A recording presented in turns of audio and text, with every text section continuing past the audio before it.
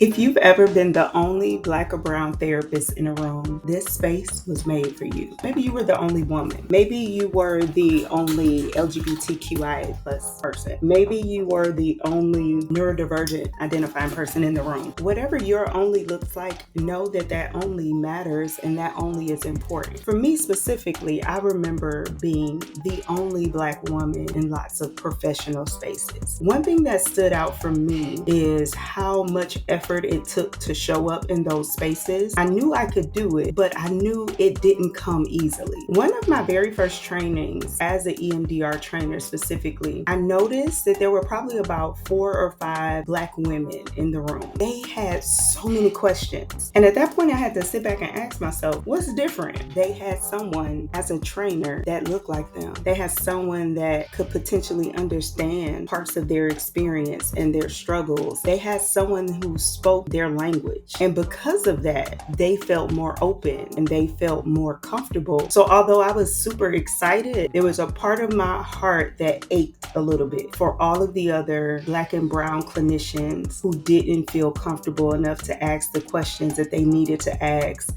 How many spaces have they been in where they felt like they couldn't ask a question, where nobody talked about lived experience? Something like this can cause you to question if you even really belong in this field. So one thing about me, if I find a challenge, I'm going to get curious about how to provide support. So that's why I became a trainer. And this is why I want to train you, or I want to help you refresh your EMDR skills. So if you're interested in being trained, I have 2 available for the rest of this year. One is in November, a virtual training, and then I have one in December, in-person training that'll be in Jackson, Mississippi. And if you are already trained and you want to expand and enhance your learning with EMDR, we may have some more spots on a cruise, Healing Invisible Wounds, and we'll be talking about protocols and resources you can use with EMDR while we are sailing the seas in Aruba. If you've been thinking about getting trained in EMDR, now is your time. This is the season. Y'all take care.